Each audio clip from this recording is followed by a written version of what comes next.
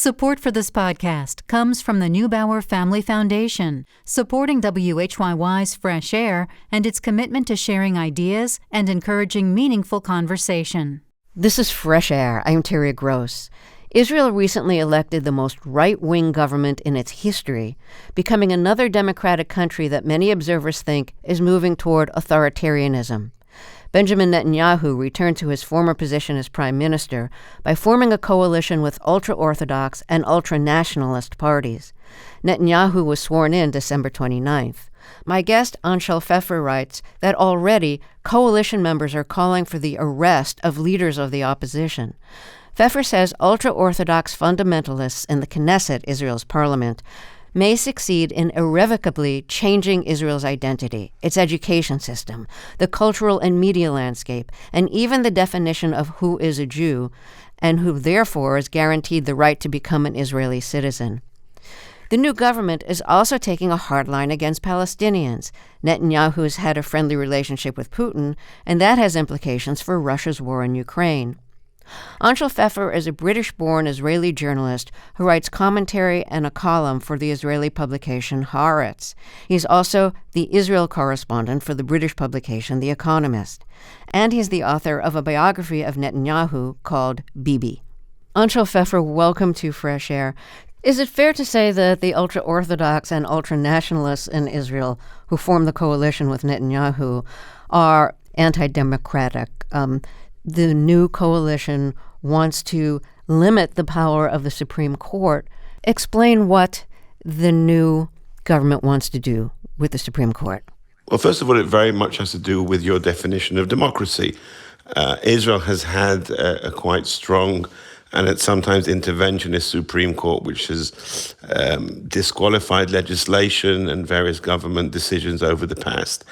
And if you believe in liberal democracy, then this is the way it should be. There should be a balance between the executive and the elected branches, and a court which can sometimes go in and say, well, these things are unconstitutional and they're wrong, and therefore the government can't do that. Now, this government is very clear that their definition of democracy is they have a majority and therefore they can rule, and the court, which is unelected, has no business telling them what to do.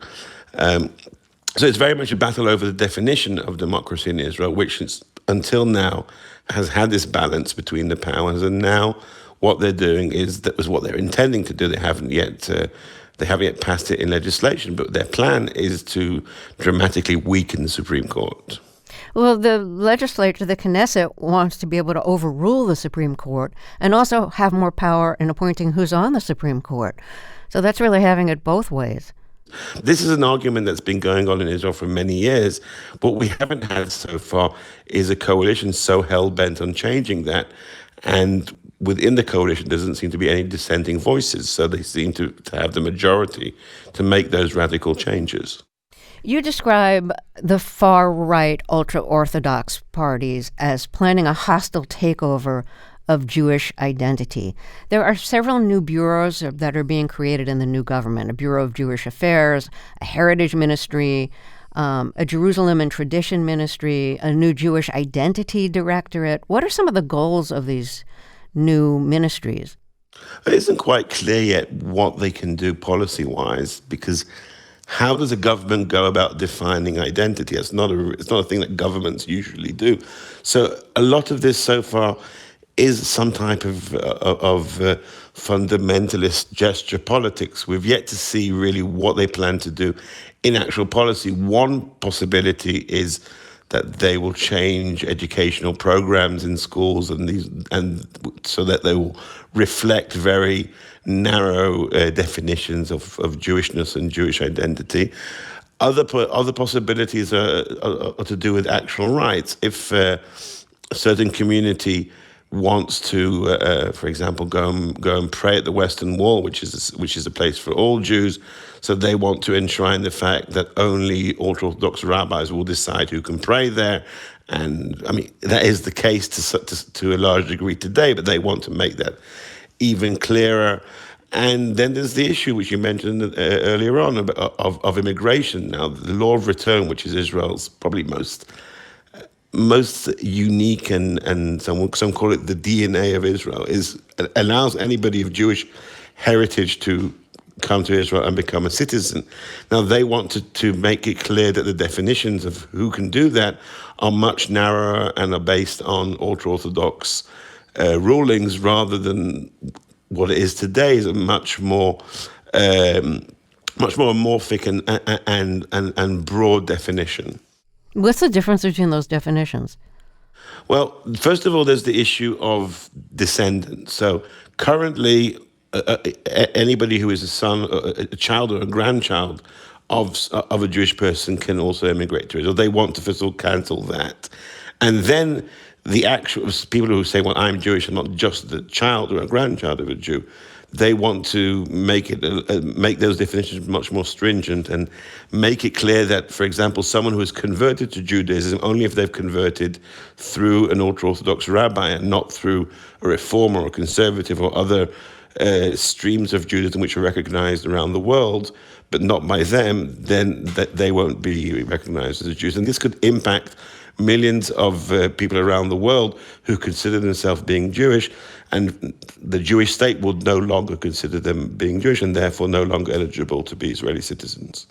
Why do the ultra-Orthodox want to limit who is considered Jewish? My understanding has always been Israel wants Jews to move there.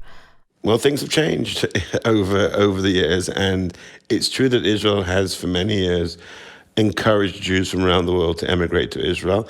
Now there's a feeling amongst the ultra-Orthodox and amongst the religious nationalists that a lot of these immigrants are in their eyes not Jewish. Mainly they're talking nowadays about the people who have been arriving from the former Soviet Union. So there's this, I think, rather toxic campaign to brand them as being fake Jews or being Christian, and people just coming to Israel for welfare benefits, and also people coming to erode Israel's Jewish identity or Jewish character, because these people don't necessarily observe all the strictures that they observe. They don't eat kosher, they don't keep Shabbat, and because in the Soviet Union, people were considered Jewish also if their father was Jewish, and under Orthodox law, Judaism descends through the mother. So for them, these are very major issues of Jewish, and they want to make it clear that they are the ones who are the gatekeepers. They're the ones who make the definition of who is a Jew. And there's also the political issue, because a lot of these immigrants, if they're not Orthodox observant in the way that they are, they would probably politically also not support the parties in this government. So there's also that consideration when large numbers are coming, as they are right now, from Russia and Ukraine and moving to Israel because of the war in Ukraine and the situation in Putin's Russia. Most of these people have no affinity whatsoever with the type of Jewish orthodoxy that these parties are promoting. They won't be voting for them either, so that's also a consideration. What are the implications for LGBTQ rights? Because both the ultra-nationalists and the ultra-Orthodox are pretty anti-gay. The ultra-Orthodox have an attitude of basically ignoring the issue as if it doesn't exist. They don't want to even acknowledge the fact that there is homosexuality or other types of sexual persuasions. When it comes to some of the ultra-nationalists, they are actively and openly homophobic, and that's part of some of these parties' platforms, and some of their leaders have quite actively campaigned against any kind of rights for LGBTQ. And one of the things that we can expect is that because the leader of one of these parties, the Noam party, which is basically its entire platform is based around saying that the whole issue of gay rights is some kind of crazy progressive idea intended to erode Jewish values and family values, etc. Their leader is now in charge of educational programs. So we can see in that, we can expect that there'll be some kind of attempt to change those programs. And today there is quite, at least within secular state schools, there's quite an open attitude on that issue. And already we're seeing in local authorities where the community is much more secular, that there are already calls there to not to cooperate with this new directorate, which will be in charge of educational programs. So that is already one room for concern. Now, Netanyahu is very much aware of how this creates an image problem for his new government. So Likud, as a part, Netanyahu's party, Likud, does have openly gay members, and it's the new Knesset speaker, a senior Likud member, is openly gay. And what Netanyahu did on the day when his government was inaugurated, to make a point, like, look who our new Knesset speaker is, and welcoming his husband, who was sitting with their two children and looking on from the gallery, and then they made a whole party for him, which is not something that was done in previous Knesset inaugurations. They didn't do such a big event for the new speaker. It was very clear that Netanyahu was trying to show, look how open we are, and trying to kind of suppress any idea that his new coalition would make changes. But the fact is that he did give power to his coalition partners to make these changes. So it does look a bit like pinkwashing. So Avi Moses is a deputy minister who you refer to and is involved in now reshaping part of the education system. I think he also wants to ban pride parades and legalize conversion therapy. Well, that's not something he has the power to do, but he's certainly pushing for that, and there are other parts of the coalition who will push for that. It says something about what he believes and what he stands for. It certainly is what he stands for, but I think that actually the Gay Pride Parade is something that they won't touch, because that is something that you hold it once a year, and it allows the government to say, look how open we are. We look at the massive pride parades that we have in Tel Aviv and Jerusalem, while on a daily basis other much more important things are being eroded. So now that the Israeli government is dominated by the ultra-Orthodox and ultra-nationalist parties, what impact do you think that will have on the lives of women? You described the ultra-Orthodox as having lived in a pretty insular community, and they wanted to preserve the beliefs and customs and, religious practices of their community. But now they want to broaden that and have the larger Israeli society conform to some of those practices and beliefs.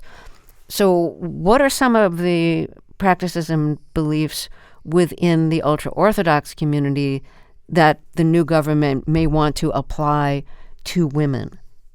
So I don't think that this is going to have an immediate or direct impact on women living outside of those communities. If Israel is very much a society of bubbles, so if you're right now in Tel Aviv or any other of the majority secular cities or neighborhoods around Israel, people are carrying on with life as usual, whether men, women, and gay people and so on. Everything is very much as it was, and I don't think the government is going to try and change. It's not like we're about to undergo something that happened in Iran in 1979. Suddenly women will have to wear much more, will have to cover up themselves and won't be able to have the kind of positions that they had in the past. I mean, that's not the situation. And I don't think the government has currently any interest in trying to impose those kind of lifestyle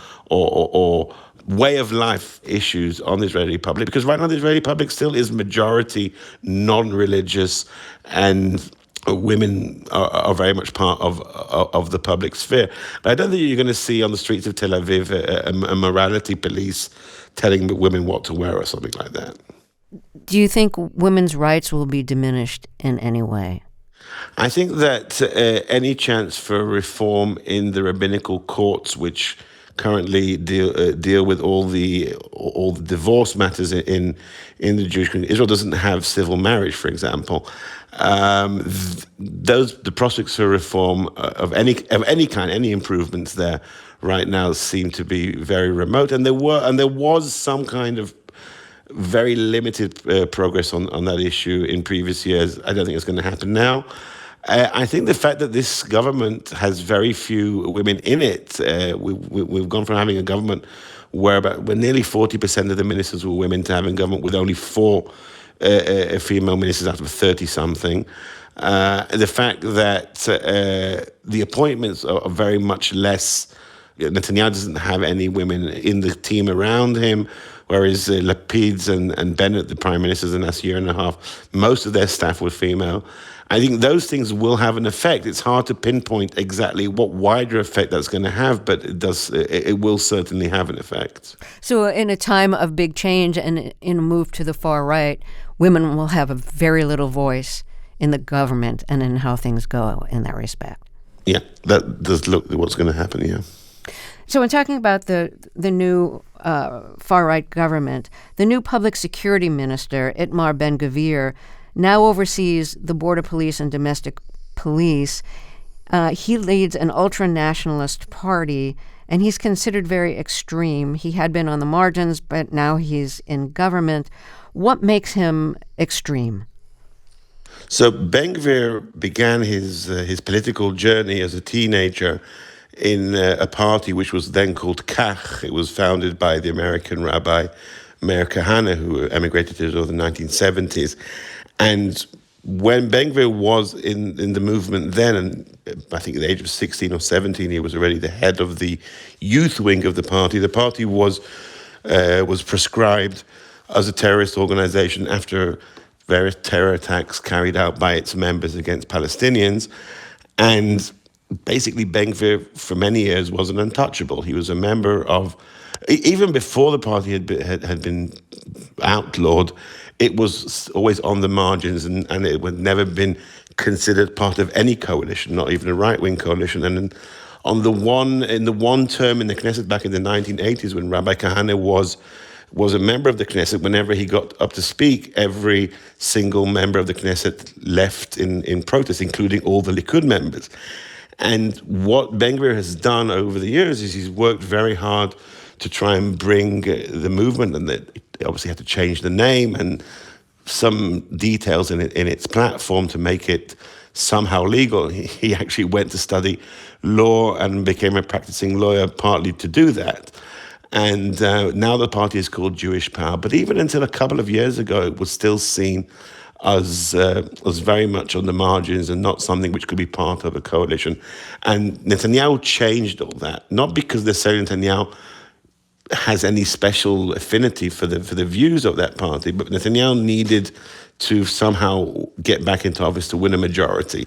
Netanyahu didn't want to see any right-wing votes wasted, so he got the various small far-right parties to join together in one slate so they could run together and together cross the threshold. And that's basically how Ben-Gvir got into the Knesset. And the moment that his party was viable, then there would turn out that there were quite a few far-right people who had never voted in the past or had voted for less far-right parties, decided that they wanted to vote for him. He did very well. The party that he's part of did very well, thanks to him partly, in the last election. And now he's in with 6 members, which is not a large party, but it's necessary for Netanyahu for his majority. Was it Ben-Gvir who told the police that they can take down Palestinian flags? Yeah, this is something he said, because on last weekend there was a big celebration in an Arab Israeli village for a Palestinian prisoner who had been released after 40 years, who he had been sentenced for being involved in the murder of an Israeli soldier. And in that event, there were a lot of Palestinian flags. So Ben-Gvir put out this directive to the police saying that they should confiscate all Palestinian flags. Now, it's not quite clear that he has the power to do that, and there has been some pushback within the police saying this is the decision of the senior officer at the scene who can decide whether a certain flag is also constituting some kind of breach of public order. But the fact that he's making this into an issue kind of shows where his priorities are. I think he also wants to give immunity to Israeli soldiers who shoot Palestinians. So that's another law that he and some of his far-right partners are hoping to pass in this new Knesset. we haven't yet seen a draft of that new law or heard when the government is going to pass it. But it has to be said that all these kind of to-do lists of the coalition is the kind of thing that every new Israeli government publishes when it's sworn in. Not everything on that list actually gets done, but it certainly it defines their intentions. Well, let's take another break here and then we'll talk some more. If you're just joining us, my guest is Israeli journalist Anshel Pfeffer, who's also the author of a biography of Israeli Prime Minister Benjamin Netanyahu. The book is called Bibi. We'll talk more about Israel's new far-right government after we take a short break. I'm Terry Gross, and this is Fresh Air. Let's get back to my interview with Anshel Pfeffer about Israel's new far-right government led by Prime Minister Benjamin Netanyahu, who returned for his sixth term by forming a coalition with ultra-orthodox and ultra-nationalist parties. These parties oppose Palestinian rights, LGBTQ rights, and want to change the education system, the judicial system, and even change the definition of who is a Jew to reflect their extremist views. So with the ultra-nationalists and the ultra-Orthodox parties having the majority in the Israeli parliament, the Knesset now, what can Palestinians expect? What are some of the ambitions of this new government? So on the immediate level, I don't think there'll be that much difference. It's not as if the previous government, even though it was a centrist government, was offering anything to the Palestinians, and this government was only around for a year and a half. Before that, we had 12 years of Netanyahu governments, which were not as radical as this, but they didn't do anything either to try and find a solution. There certainly is no impetus whatsoever to start again a political process with the aim of finding any kind of solution for the conflict. The real question is whether this new government will try and do new things to make life even more difficult for Palestinians, and also, perhaps more crucially, to annex parts of the occupied West Bank. So I understand that Benjamin Netanyahu made alliance with ultra-Orthodox parties so that he could become prime minister again. He needed their votes. He needed their backing. But he's secular. So I know you can't read his mind, but I keep wondering, how does he feel about making this bargain with the ultra-Orthodox, who are very extremist in their views, when he himself is secular? And many Israelis are secular. Many Jews around the world are secular. So Netanyahu has this kind of strange disattachment from social issues. And if you ask Netanyahu about macroeconomics, if you ask him about geopolitics, he's hugely knowledgeable. He has many views. He's very well read on these issues, and he is very much a statesman. He's someone who engages with world leaders, and he also sees himself as an economic genius. So on these matters, he has very detailed plans and views. But if you're asking about social affairs or education or health policy, anything to do with that kind of stuff just doesn't interest him. He's bored by it. He doesn't see it as his key role as prime minister. If you ask him what your role is as prime minister, he'll always say it's to protect Israel and deny Iran of a nuclear bomb and to improve our relations with the world. And as far as he's interested in internal affairs, it's, like I say, it's macroeconomics. At the most, he's interested in infrastructure in the sense that he wants to have fast trains connecting the country, but nothing on social policy. And he just doesn't see that as part of his role as prime minister. And that's very convenient for him because he's, like you said, he's had this deal with the ultra-Orthodox for many years, and now also with the ultra-right, that I'll give you all these social issues. Let me run the big things. So you described Netanyahu as really understanding how to use the media to further his own interests and his own political career. How is his government treating the press and, journalists like you who have been critical of the government? So Netanyahu is an early adopter, and he's also someone who understood very early the power of the internet and social networks. And by and large, in recent years, and certainly now, he's almost bypassing the press. He hasn't given any interviews in recent weeks to the Israeli media. He's basically ignoring most of the Israeli media because he's now relying on the social networks to put out his messages, and to a large degree, it's working. Is it harder for you to cover him now, to cover the government?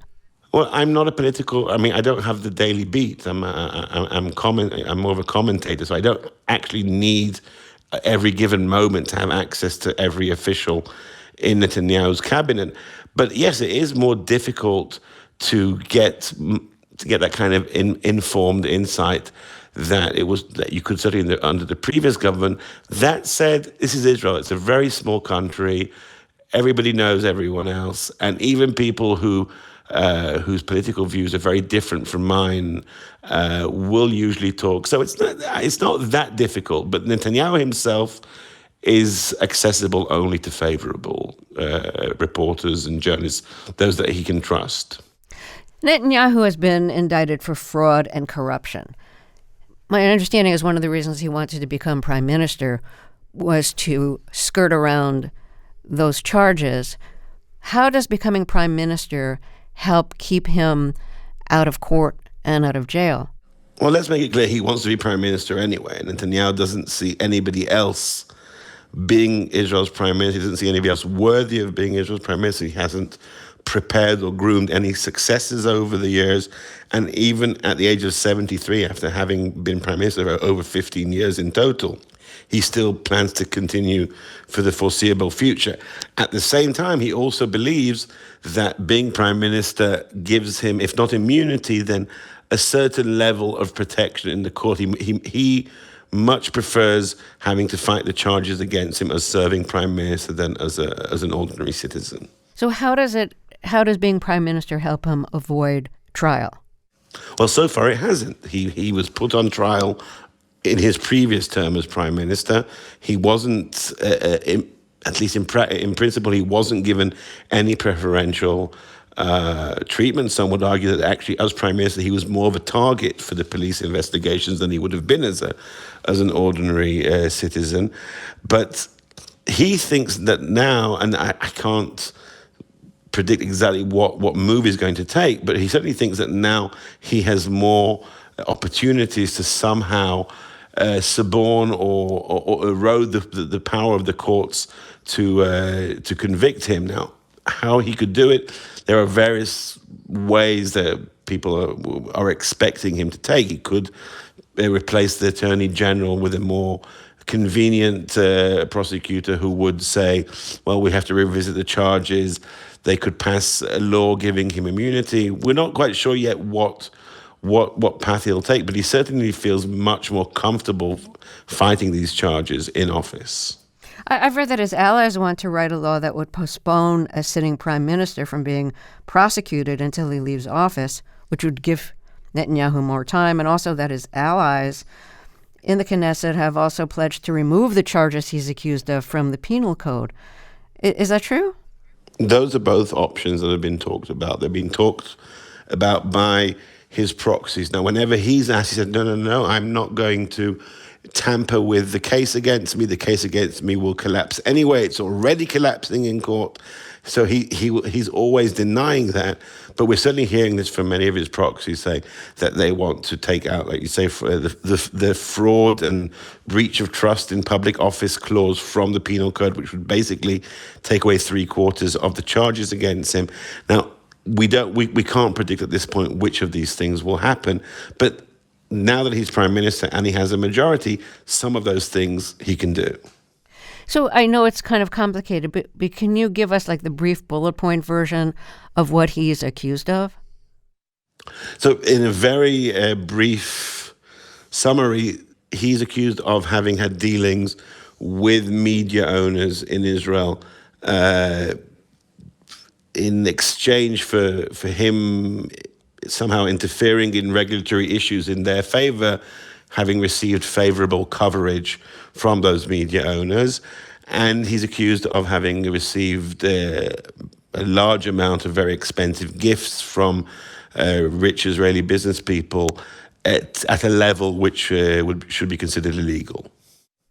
Well, let's take a break and then we'll talk some more. If you're just joining us, my guest is Israeli journalist Anshel Pfeffer. He's a correspondent and columnist for the Israeli publication Haaretz and the Israeli correspondent for the British publication The Economist. He's the author of a biography of Benjamin Netanyahu, who has started his 6th term as Israel's prime minister. We'll be right back. This is Fresh Air. This is Fresh Air. Let's get back to my interview with Israeli journalist Anshel Pfeffer. He's been writing about Israel's new far-right government, the result of a coalition between Prime Minister Benjamin Netanyahu and ultra-Orthodox and ultra-nationalist parties. Pfeffer is also the author of a biography of Netanyahu called Bibi. Netanyahu's wife is involved with the charges of corruption and bribery. Is that the right word? Well, there are three charges of fraud and breach of trust and 1 charge of bribery. So what's her involvement? So basically these are 3 criminal investigations rolled into one trial. So the one of the investigations, which is the one dealing with the gifts which the prosecution claims are illegal gifts that Netanyahu received while being prime minister, many of those gifts were for Mrs. Netanyahu, for Sarah Netanyahu, whether we were talking about jewelry and expensive crates of French champagne and other gifts. Most of these gifts were given to her or were requested by her. Some of them were for Netanyahu himself. There were crates of large boxes of Cuban cigars, which were for Netanyahu. But many of the gifts were meant for Sarah Netanyahu. And one of the lines of defense is already emerging, is that Netanyahu wasn't aware of what his wife was receiving or asking for. Requesting gifts, is that like a bribe? Well, they haven't been on this case. They haven't been charged with bribery. They've been charged with fraud and breach of trust. One of the reasons they haven't been charged with bribery is that some of the witnesses for the prosecution are the ones who gave the gifts. So by making it into a bribery charge, that would make them also defendants. But yes, you could certainly construe that as bribery. The prosecution has decided not to call that bribery for its tactical reasons. What is the status of the trial now? So the trial is currently at the evidentiary stage, and that means dozens and ultimately perhaps hundreds of witnesses taking the stand on behalf of either side and saying what happened in those 3 cases which have been rolled into one: the gifts case and 2 separate cases dealing with Netanyahu's relationship with media owners. And it's just going on every day in the Jerusalem district courts, and witnesses take the stand, usually 3 days a week. And all this is happening. The prime minister, now he's again the prime minister, is on trial while he's running the country. And it's become almost this bizarre thing that the media, I mean, with the Israeli media is still covering it, but it's almost become part of the background music, as if we've got used to the fact that we have a prime minister who is running the country and simultaneously on trial. Netanyahu has had a friendly relationship with Vladimir Putin. How would you describe their relationship? Well, Putin is someone who has always tried, for a lot of historic reasons, we're not here to talk about Putin, to be close to Israel's leadership. Going back to the very beginning of Putin's presidency in Russia, he courted other prime ministers as well, Sharon and Barak and Olmert and more recently Naftali Bennett. But with Netanyahu, he's had a special kind of rapport.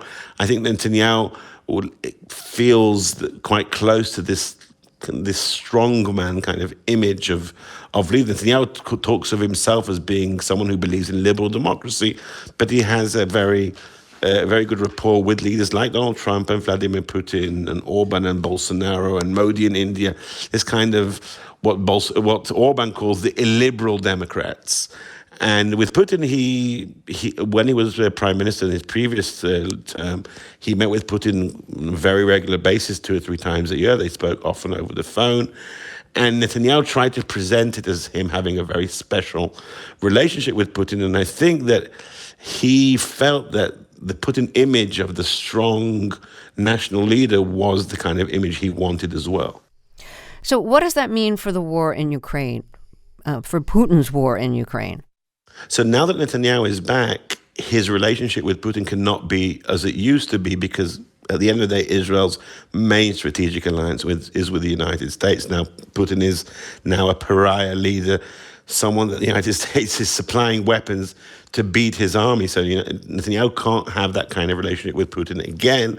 And there's the other issue that for Netanyahu, Israel's biggest enemy is Iran, and Iran is now an important ally of Russia in this war. So those two things which have really changed Putin's status is creating a headache for Netanyahu, because Netanyahu needs to have some kind of policy on the Ukrainian issue. But I think he's going to try and play for time before actually stating his position. Israel currently is sort of neutral in the Russia-Ukraine war, because Israel's concerned that Russia has forces in Syria across the border, and that Russia has a very large Jewish community which historically has always suffered from anti-Semitism. So these are reasons why Israel isn't actively helping to arm Ukraine. They're helping Ukraine in other ways with humanitarian aid and sort of roundabout intelligence sharing on stuff like these Iranian drones.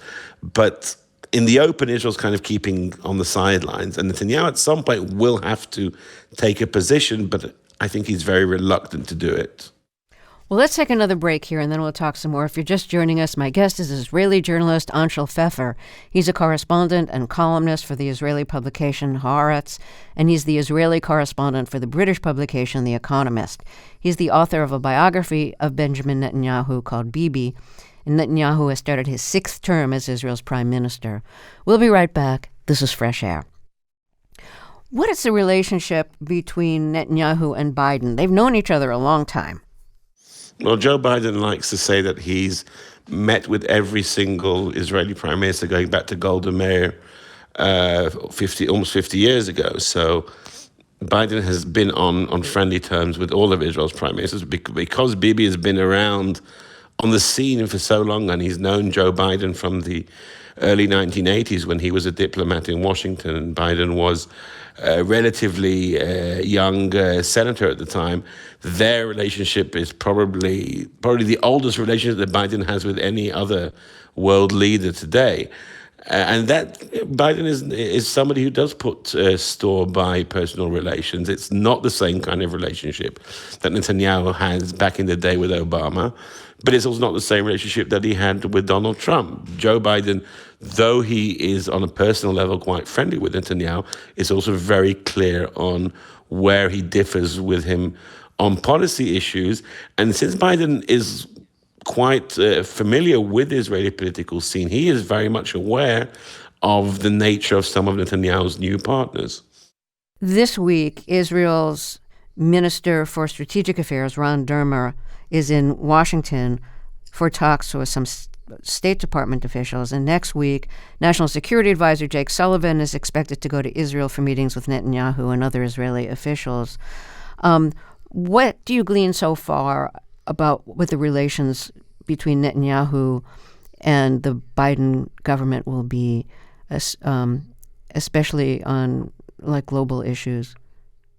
So I think Netanyahu knows that the administration has other priorities right now. It's got Ukraine, it's got a bigger or more long-term issue with China, it's got many domestic challenges.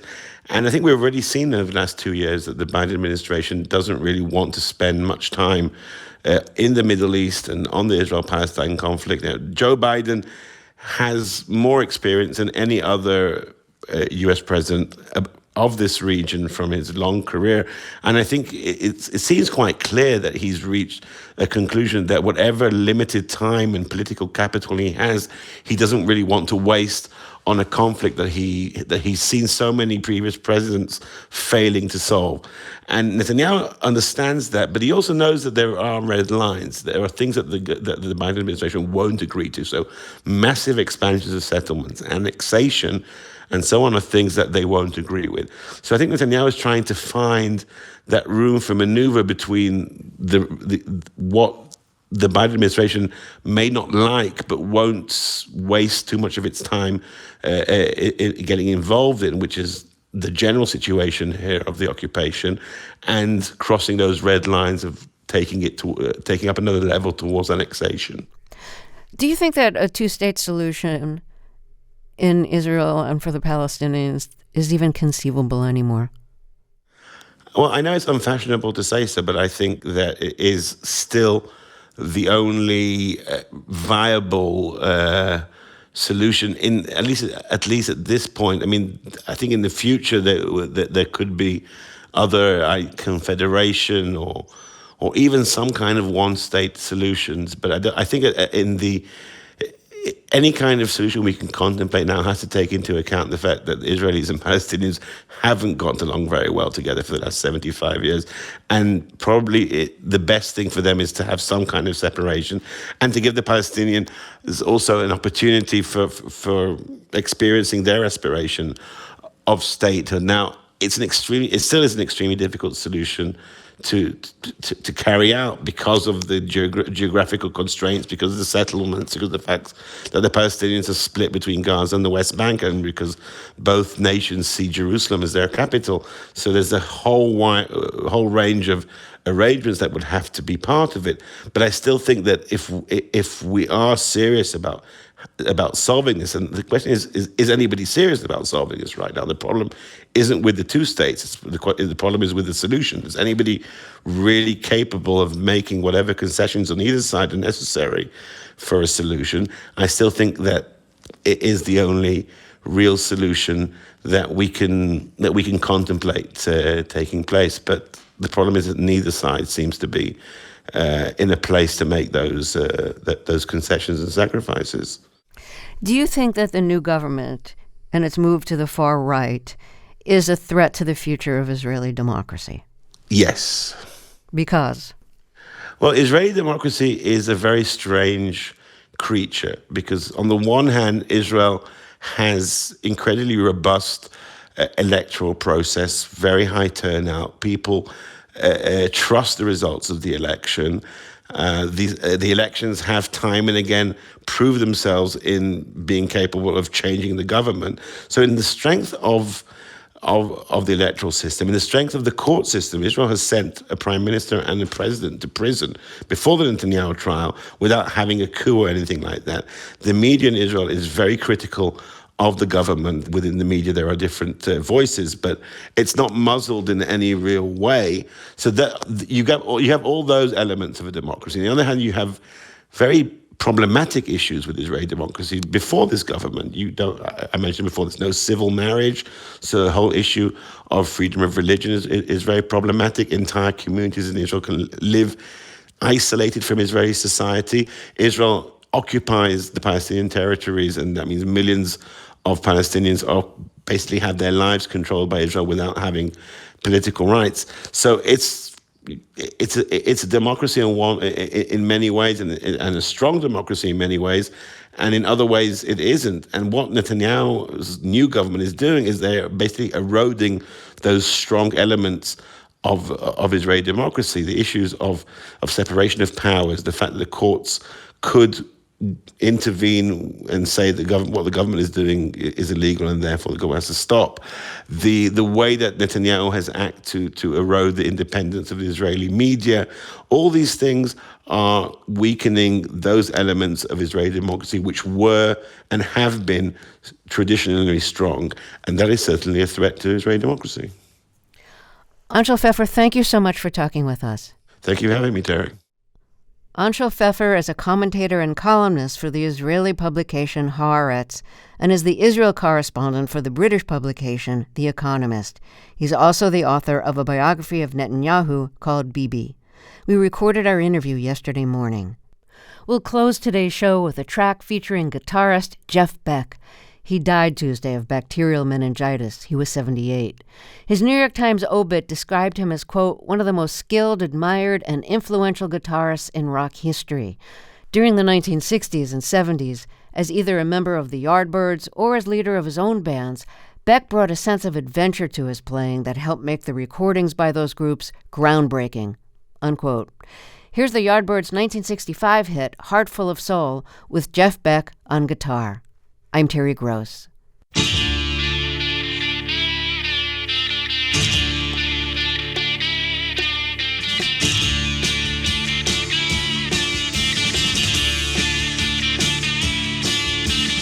Sick at heart and lonely, deep in dark despair,